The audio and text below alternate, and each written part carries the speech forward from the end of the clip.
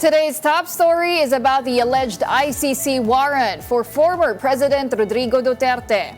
We also reported on the government's plans to fight malnutrition and stunting in children.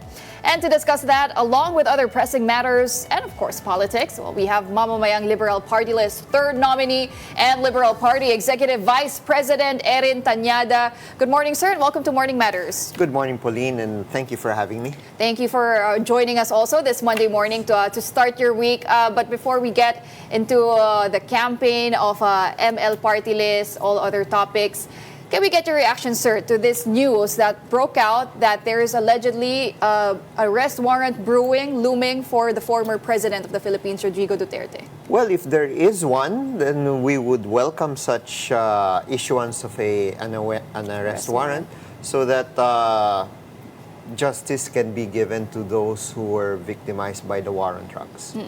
Well, I mean, sir, you are a human rights lawyer. Yes. How big of a win is this for the victims and families of the war on drugs? Well, it's a step forward. It's not the ultimate goal. The ultimate goal is to hold President Rodrigo Duterte accountable, giving his day in court, and try to explain to the ICC that what he did was right. But you don't do peace and order and start killing people just because of that mission that he had.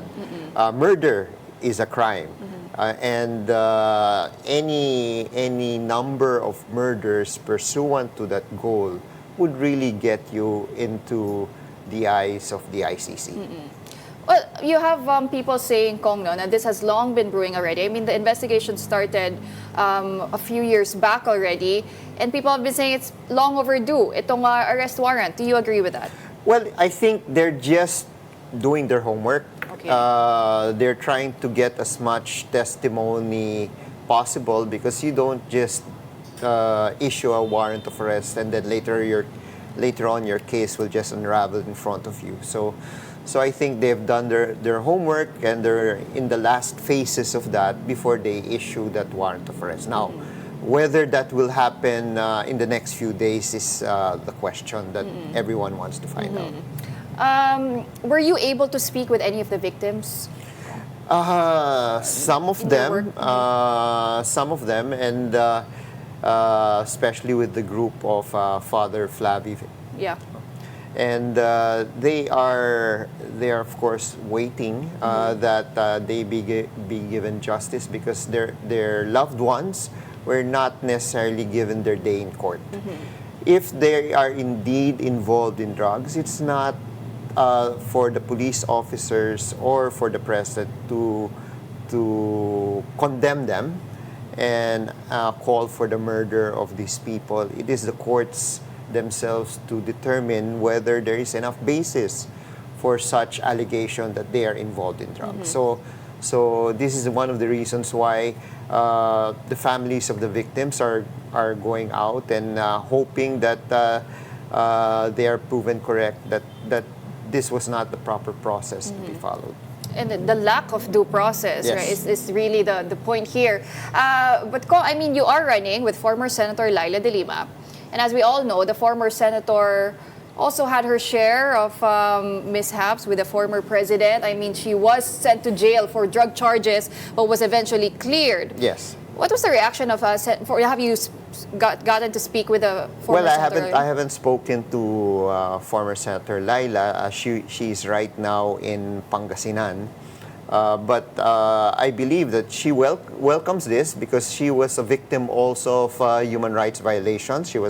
Although she was given her day in court and eventually cleared, but we feel that her rights were abused by the president because, to start with, there was really no case in the beginning, and that the witnesses that were paraded against her were criminals. So why give credence to the testimony of criminals over that of the reputation of Sen. Leila? Okay, but Congressman, I mean, the question here also is, does the ICC still have jurisdiction over the Philippines? Because we withdrew back in 2019. Yes. But they are saying they are investigating the time period that we were still a member.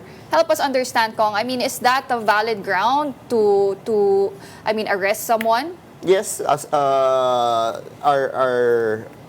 laws provide for, and also since we signed as a member of the ICC, as long as you were a member and all the crimes that are being investigated are crimes during the time you were a member of the ICC, then that's valid ground. We have our own law, 9851, if I'm not mistaken, that says that we have original jurisdiction of the case. But under Section 17, if there's another tribunal that has conducted already investigation, then the Philippine government can waive jurisdiction in favor of the tribunal. So if the current administration of President Marcos agrees to waive jurisdiction, then ICC can proceed. What do you think the administration should do? I'm not a mind reader. No, but you already have Malacanang saying, right? They are prepared for any eventuality. They will cooperate. They will cooperate. So if a warrant of arrest is issued by Malacanang, then I think they will execute the warrant of arrest, and they will detain President Duterte. Well, help us understand also, Kong, no? Why are we required to cooperate in a request from the Interpol? That's because we're members of Interpol. Well, it's a red notice informing other countries of supposedly people who are wanted and they are asking assistance from all governments to detain these personalities in order that judicial processes may proceed. Now, whether the judicial process is that of the ICC or that of another country, then we follow that process, and then later on it goes through the process of extradition from our country to the person who's requested, depending on whether we have extradition treaties with such countries. Okay, but the question here is that the former president is not in the Philippines. He's in Hong Kong for an event with OFWs. Yes. So what happens now, Kong, right? Do we wait for him to come back? What if he doesn't come back? Well, we don't know. We'll just have to wait, because if he claims that he's not afraid of the ICC, that even he was goading the ICC to speed up the process. Yeah, during the House hearings, right? Because he's not afraid to face them and telling them that I'm getting old. Maybe I might die, that nothing will happen to the process itself. So hopefully we shall see movement in the ICC, especially the release of the warrants, if there are, and so that he may even be given his day in court. Correct. But Kong, can he seek political asylum in a country like China, for instance? Well, he can go to countries where also these countries are not members of the ICC. So we shall see. Again, there's this saying in law, flight is guilt. So if you're adamant that you have done nothing wrong, you will come home and face... You will face the music, and you will prove that you're not guilty, just the same as Manay Leila did when she was charged for allegedly having committed drug conspiracy, pushing, etc. But I'm seeing two scenarios here, Kong. No? One nga is the president, if an arrest warrant is issued, the president might not come back to the Philippines and seek political asylum somewhere, or he comes back and seeks a legal recourse through the local courts and claim that he's being persecuted. You know, they can flip the script, galvanize support and all that to destabilize the situation. Well, that's his right to do so. He come back and submit himself. But again, the government can also waive jurisdiction. Okay, yeah. And if it waives jurisdiction over the case, then it's the ICC that will try the case in The Hague. But who will try? I mean, that's a question also, Kong, right? Because this is the International Criminal Court. Yes. who will be the prosecutors? I mean, where will he be detained? Where will this trial happen? Well, the trial will happen in The Hague. In The Hague, in Netherlands. In Netherlands, Okay. and there are special prosecutors there, experts who have done this. They have tried so many persons who are charged with crimes against humanity. Some have been convicted, some have been acquitted. So there's that track record of, you could say, fairness based on the evidence presented. So if truly President Duterte feels that he has not committed any crime, then submit himself and prove to the international court that he has done nothing wrong. And the ICC has track records of acquitting people. Who will be the defense team of the president? I mean, will that be from his own He can team? choose He can choose his own. He can choose his own team, and I'm sure he will get also maybe an international practitioner who is very familiar with the cases that have been brought to the ICC to be on his side. Ito, Kong, no? Because you have the president in Hong Kong for an OFW event, Yes. meeting with the OFWs. But what do you think about the entourage that accompanied him there? They're saying there are about 10 bodyguards, security personnel. You also have former ES Medialdea. You have the wife of si Hani, of the president, and their kid.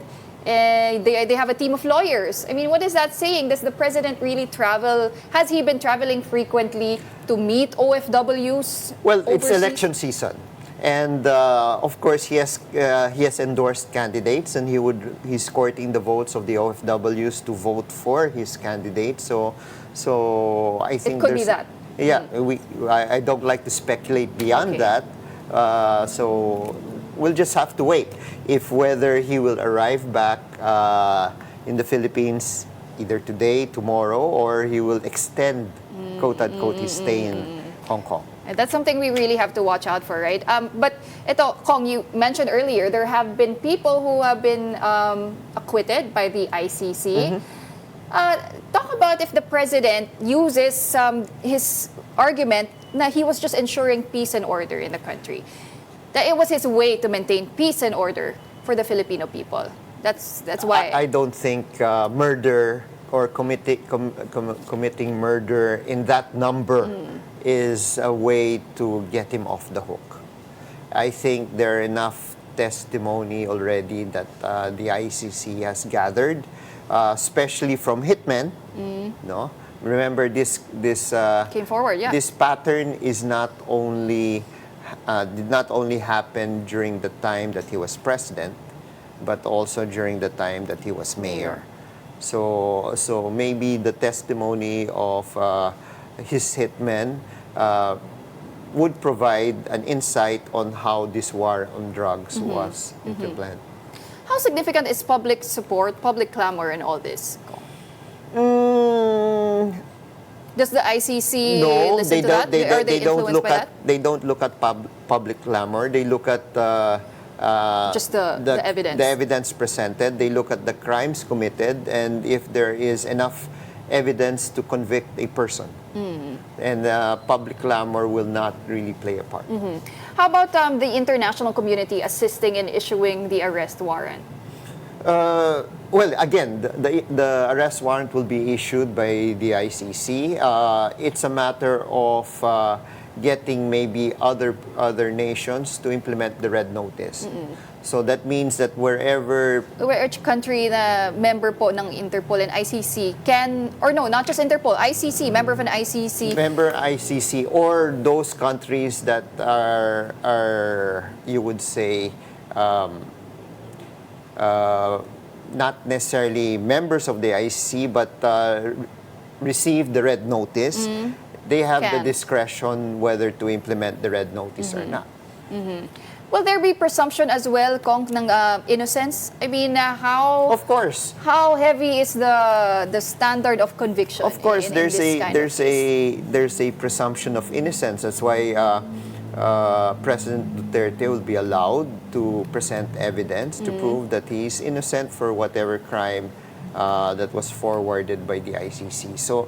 So again, if he believes that he is really innocent, no, then he should be prepared and face whatever charges that the ICC may bring. And the burden of proof will be on the prosecutors? On the prosecutors. And the standard of conviction, Kong, is guilty beyond reasonable doubt in the ICC? Tama po ba? They will look at patterns, and I believe it will be beyond reasonable doubt. Beyond because reasonable doubt. if there's no strength in the evidence, then eventually they will be acquitted. How transparent will the proceedings be, Kong? I mean, will this be streamed? How accessible will it be if it does proceed to trial in the Hague?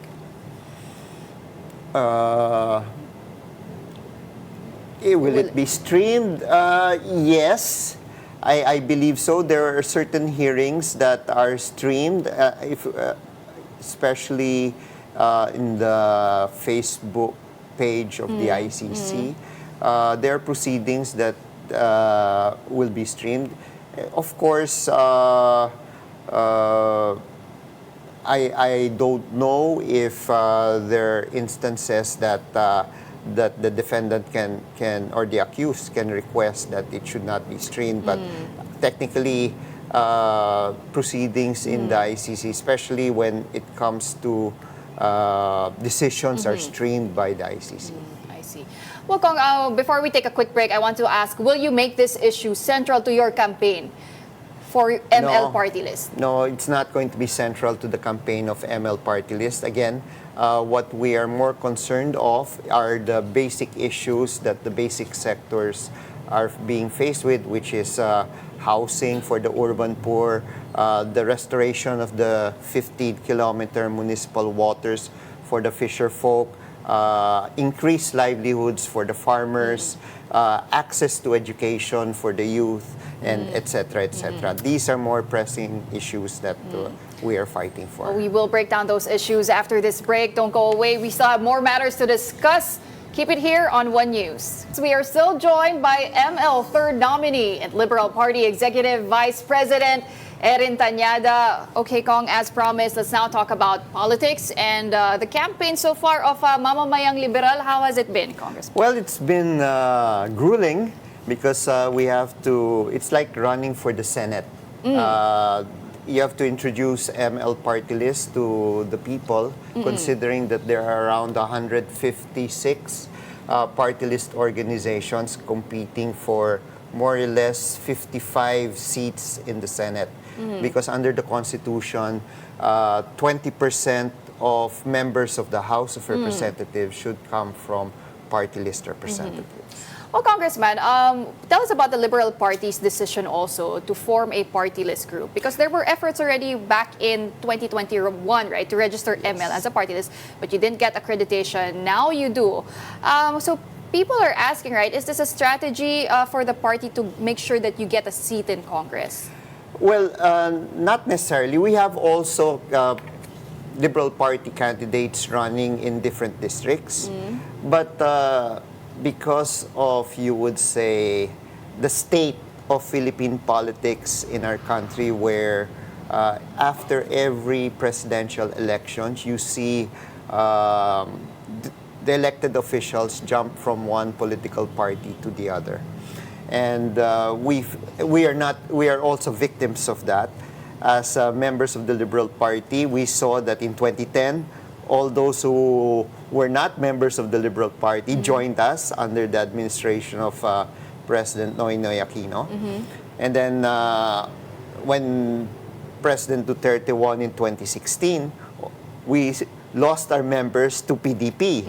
And we again saw that in 2022 when President Bongbong won. Everybody either went to PFF or Lakas.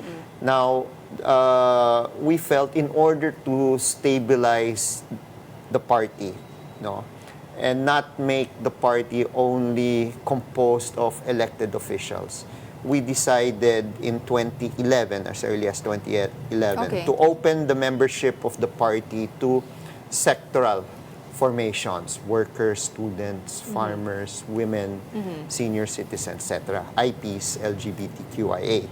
And knowing for a fact that the essence of the party list system has been abused, because under the 1987 Constitution, these seats are supposed to be reserved for the marginalized sectors. In the election in 1987, under the first election under the 1987 Constitution, President Cory Aquino and President Ramos were given the authority to appoint who would sit as marginalized sectors. Until the party list law was enacted. And we had the party list elections in 1998. Well and good. There were a lot of marginalized representatives until the decision of the Supreme Court came out saying that the representative who will sit need not be a member of the marginalized sector. So you see the abuse of the party list system being invaded by political dynasties, business interests, contractors, and what have you. And now, the essence of the Constitution is not being followed. No one now is really championing for the marginalized sector. And since the Liberal Party already created sectoral formations in its membership, they felt that these sectoral formations now can compete in the party list. It's good you touched on that, Kong, right? Because there was already a report released by election watchdog Contra Daya stating that 55% of the party list groups joining the 2025 midterm elections don't really represent the poor or the marginalized sector. So my question is, which sector does the Mamamayang Liberal Party list really represent? Because it's multi-sector, as you mentioned. Well, it's no different from Bayan Muna, Akbayan, no. So we have urban poor, we have women, we have youth, we have IP, we have LGBTQIA, we have senior citizens, we have farmers, we have fisher folk, no? And we have PWDs. So these in our consultation with these sectors, they provided us with a list of issues that they would want resolved. And we informed them that in order to be more efficient, we will take one issue per sector and focus on these issues, because we all know that each sector has a number of issues. So one issue muna per one issue per sector. Okay. So like I mentioned, the fisher folk, restoring the 15-kilometer municipal waters reserved for small fishermen. This was declared, the provision in the Republic Act 8550, or the Fisheries Code, was declared by the Supreme Court as unconstitutional through a technicality. And that's why in January you see different fisher folk organizations complain that they were not part of that judicial process. So they're asking that they be allowed to intervene. Farmers, of course, increasing the livelihood of farmers, and not only that, trying to already think on how to encourage the youth or even children of farmers to enter into agriculture, because the farmers today are mostly senior citizens. Ask their children if they want to be farmers, no one will want to agree. So we have to already think outside of the box to improve the livelihoods of farmers so that we can encourage. Can continue also. Yeah. So we can solve the issue of food security. Urban poor, of course, the issue of housing. They want to be given the option not only of the current policy of the current government of vertical housing, but also horizontal housing, and giving them the choice of continuing with the community mortgage program. No? And of course, the LGBTQIA community, you have the issue of the SOGI bill not yet being enacted into law, the issue of women who want more benefits, especially with regard to their health care, considering that even the PhilHealth now in the 2025 budget, their budget had been, the subsidy had been removed. So more benefits should be given also to the women. And we can go on and on and on. Well, so one issue per sector, right, Kong? But let me ask you, because based on surveys, ML has been failing to secure at least 2% of the vote. What is your reaction to that, and how do you plan on getting your numbers up? Well, again, party list elections is different from a national senatorial race or presidential race. Party list organizations know that they have certain number that they have to receive or to get in order to attain And it first is seat. 400,000 for one seat. Okay. No. So if you look at the surveys are done nationwide.